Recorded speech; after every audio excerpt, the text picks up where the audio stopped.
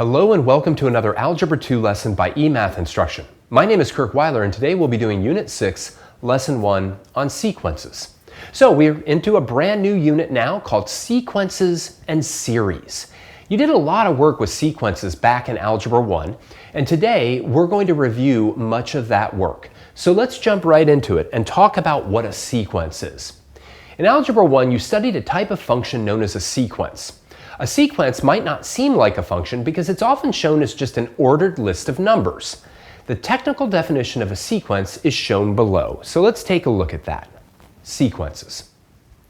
A sequence is a function whose set of inputs, the domain, is a subset of the natural numbers 1, 2, 3, 4, 5, etc. A sequence is often shown as an ordered list of numbers called the terms or elements of the sequence. We designate the order of the elements using what is known as subscript notation. All right, so great. So it's actually a function, all right? We'll kind of talk about why it's a function in a bit, but let's take a look at exercise number 1. A sequence, A sub n, is defined by the ordered list shown below. Answer the following questions. All right, so the idea is here we've got a sequence, okay? These elements are increasing, but even if they weren't increasing, even if they weren't getting bigger, the way that we want to think of it is that A1 is 5, or A of 1 is 5, A2 is 7, A3 is 11, etc., etc. So in letter A, state the values of A sub 3 and A sub 7. And as a little side note, these little numbers down here are called the index variable or the index number. And they're basically telling you what position in line is the element. So A sub 3, well, 1, 2, 3, 4, 5, 6, 7, 8. A sub 3 is equal to 11. And A sub 7 is equal to 47. So that little subscript number down there called the index variable tells you what place in line the particular number sits at. So A sub 3 is the third number in line. A sub 7 is the seventh number in line. All right, why don't you see if you can do letter B and letter C? All right, these should be pretty simple, right? A sub 6 minus A sub 2. Well, A sub 6 is 35. A sub 2 is 7. Hello. So A6 minus A2 is 35 minus 7, which is 28. Easy enough. Letter C. Calculate A1 or A sub 1 plus A sub 8 divided by 2. In other words, find their average. Well, that's going to be 5 plus 61 divided by 2. That's 66 divided by 2. And that's 33. All right. So it's really, really simple. Now, why are they a function? Well, they're a function because the input is literally the index variable. All right? And we could use function notation, but it's kind of confusing and it gets really bulky and obnoxious. So we're not going to use that. We're only going to use subscript notation, at least for now. All right? So the input is the place in line, and the output is the number that's sitting in that place. And again, the reason why the domain has to be a subset of these numbers is that these numbers are telling you the place in line, the first place in line, the second place in line, the third place in line, the fourth place, etc. So you can't have the 7.5 place in line. That doesn't really make sense. Okay, let's take a look at letter D. By examining successive differences, we'll talk about what that means in a second, what pattern does this sequence display, if any? Use the pattern to predict the values of A sub 9 and A sub 10. Well, successive differences means that I want to look at what A2 minus A1 is, what A3 minus A2 is, etc. So let's take a look. A2 minus A1 is 7 minus 5, which is 4. A3 minus A2 is going to be 11 minus 7. Whoops, sorry. 7 minus 5 is not 4. 7 minus 5 is 2. 11 minus 7 is 4. A4 minus A3 is going to be 17 minus 11, which is 6. So why don't you keep doing that and see if you can then use that to predict the values of A sub 9 and A sub 10. Well, let's do it. Let's keep going. And let me do this. 1, 2, 3, 4, 5, 6, 7, 8, right? A5 minus A4, 25 minus 17, that's equal to 8. A6 minus A5, 35 minus 25, that looks like it's 10. All right, A7 minus A6 is going to be 47 minus 35, that's equal to 12. Maybe extend the page a little bit, then I lose all of that. A8 minus A7 is going to be 61 minus 47, which is 14. So it looks like the successive differences are increasing by 2 for each difference, right? So the difference here was 2, the difference here was 4, the difference here was 6, the difference here 8, 10, 12, 14. Therefore, we could hypothesize that if that continued, then A9 minus A8 would be equal to 16, which would tell me that A9 would equal A8 plus 16, which would be 61 plus 16, and that would be 77. And then A10 minus A9 would be 18, which would tell me that A10 is equal to A9 plus 18. That would be 77 plus 18, and that would be 95. All right. Successive differences are a nice way of examining whether particular sequences follow particular patterns. Actually, looking just at any differences, sometimes the differences are constant, which is easy, to then use. All right, let's keep working with sequences. Let me bring this thing down. Explicitly defined sequences. Sequences can be defined as explicit functions of their index variable, the subscript variable, or place in line. This is particularly helpful when wanting to find the values of the sequence for large index values far down the list, right? Right, it would have been a pain in that last problem if I had asked you what A sub 100 was. Maybe a spreadsheet or something like that would do the job, but other than that, it would be kind of hard, right? So let's take a look at exercise number 2. A sequence is defined by the equation A sub n equals 2 times n plus 7. Letter A, find the 15th and 100th term of this sequence. Use proper subscript notation. All right, well, let's do the 15th one together. That's easy enough, right? So that's A sub 15. And what this formula tells us, right, n is n. So it says to produce whatever the nth term, we're going to do 2 times n plus 7. So that's 30 plus 7. And that's 37. Awesome. So 37 is the 15th term. If we were writing these out in order, the 15th number in line would be the number 37. Why don't you figure out what the 100th term in line would be?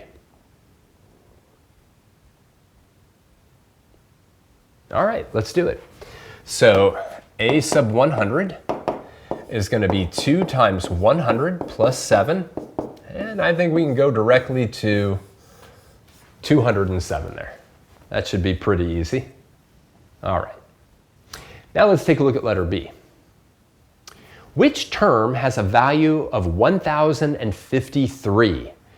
In other words, right, this question is implying if I line up these numbers, right, the 15th number is 37, the 100th number is 207, which place in line is going to have a number of 1053?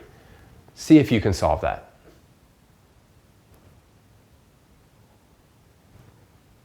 All right, well, it's pretty easy, right?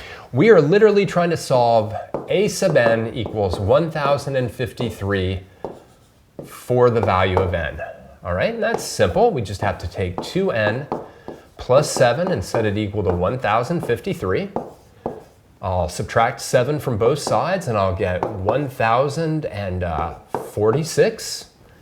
And now I'll divide by 2 on both sides, and I'll get 523.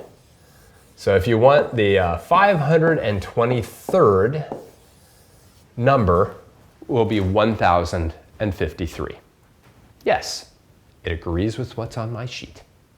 All right, now let's take a look at letter C. Is 70 in the range of this sequence? Explain or justify how you determined your yes/no answer. So in other words, right, the range of any sequence or the range of any function are the outputs. They're the actual numbers in line, okay? N is just what place in line are you, the first place, the second place, the third place, etc., right? So is 70 in the range of this sequence? Pause the video now. See if you can figure that out.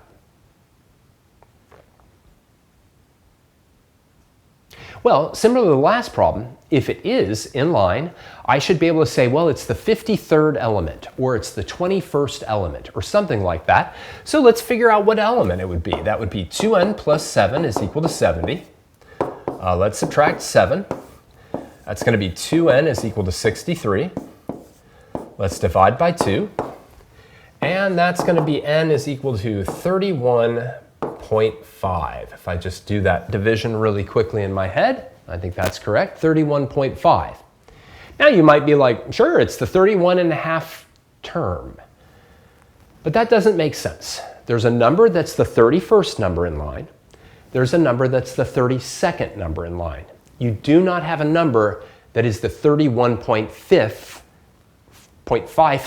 I don't know what it would be, number in line. So the answer is no, right? And the reason is the index variable must be a positive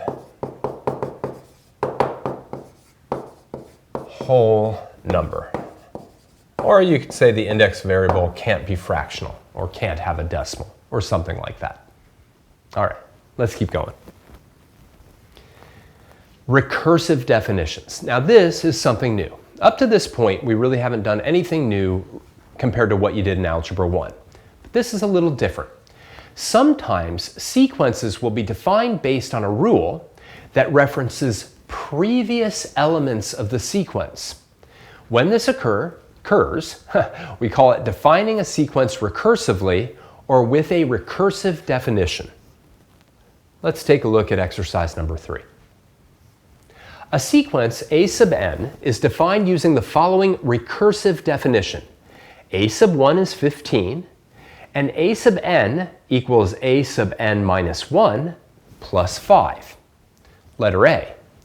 Use the second part of the definition to calculate the values of the sequence for n equals 2 and n equals 3. Show your substitutions for n. So let's go through this, because as painful as this may be, and it won't be that painful, all right? Really, everything that we need to know to generate elements of this sequence is sitting right here. So we know that A1 is 15. We also know that A2 must be A2 minus 1 plus 5.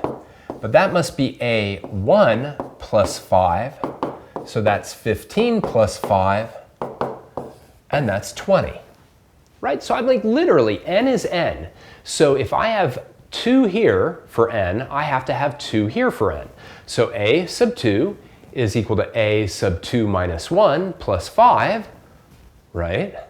But of course 2 minus 1 is just 1. So a2 is equal to a1 plus 5. 15 plus 5 is 20. Why don't you go ahead and figure out the value of a sub 3?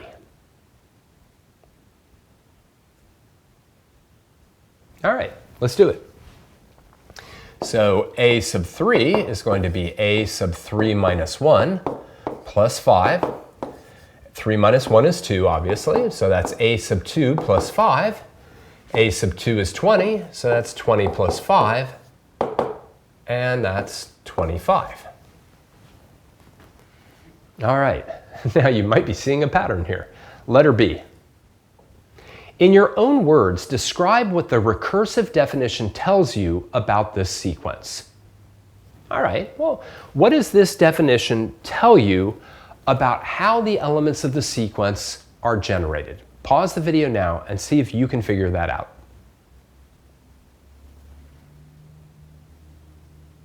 All right, well, this is very important.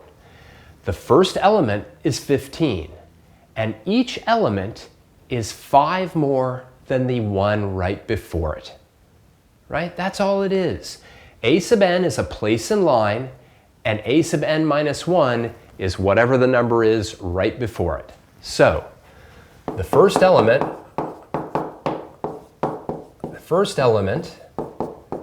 is 15, and each additional element is 5 more than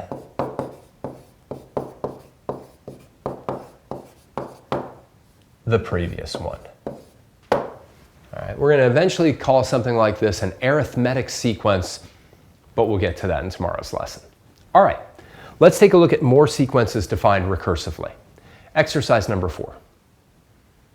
A sequence C sub n is defined such that C1 is equal to -3, and C sub n equals C sub n minus 1 times -2. List the first 5 elements of this sequence. Show the calculations that you use to find their values. All right, well, kind of like before, you could just go with straight up substitution. But I also want you to be able to read a recursive definition. Here's what I mean by that. Right, this one's easy. The first element is equal to -3. This one then says if you're at any place in line, take the number previous to that one and multiply it by -2 to get that particular number. So in other words, right, C1 is equal to -3, C2 is equal to C1 times -2, so that's going to be -3 times -2, and that's +6. C3 is going to be C2 times -2, so that's going to be 6 times -2, and that's going to be -12. Why don't you go ahead and produce element C4 and C5?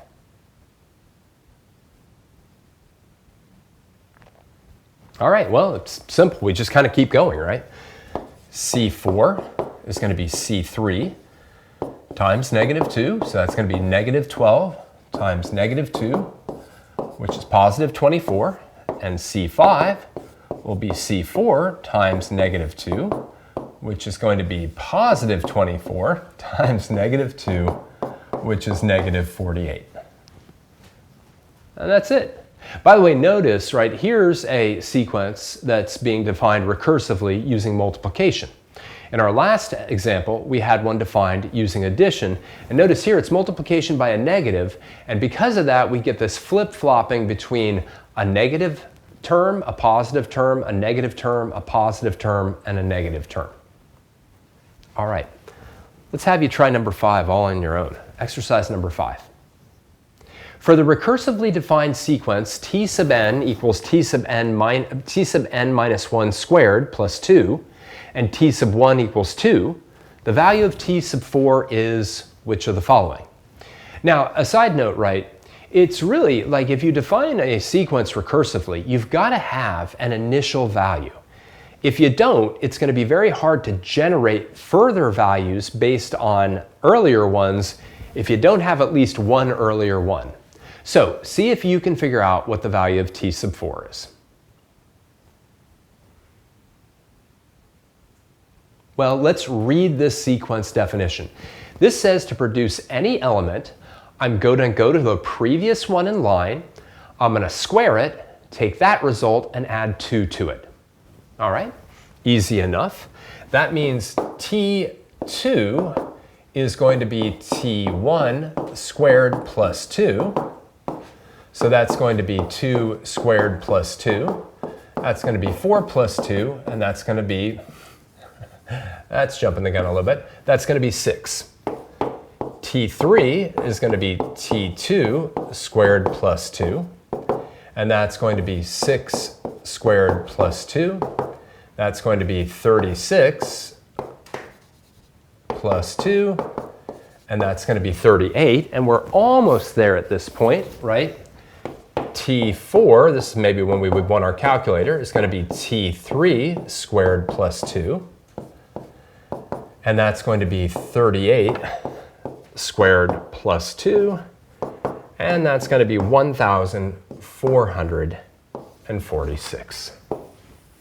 So we've got choice 4. All right, that's it. We need to be able to read those definitions in order to produce the elements. Now, right, in each one of the previous ones that we looked at, we were always saying, well, this particular element depends on the value of whatever the element was that came right before it. Let's look at a little bit of a twist on this. Referencing more than one previous term. Recursive definitions can involve more than one previous term. One of the most famous of all sequences is known as the Fibonacci sequence, and I would bet some of you have actually heard of that one before, where each element is defined in terms of the two previous elements, not just the one before it, but the one before it and then the one before that one. So let's take a look in exercise number 6, how the Fibonacci sequence is defined. The Fibonacci sequence is defined by a sub 1 equals 1, and a sub 2 equals 1, and a sub n equals a sub n minus 1 plus a sub n minus 2. Explain in your own words how the terms of the Fibonacci sequence are generated, and then produce the first 5 terms. All right, great. I'd like you to look at this definition and see if you can read it in order to explain how each term is generated, obviously each term from A3 on up, because A1 and A2 are given to you already. And then you just need to produce A3, A4, and A5 because we already have the first 2 terms of the Fibonacci sequence. Pause the video now and see if you can do all that this problem is asking you to do.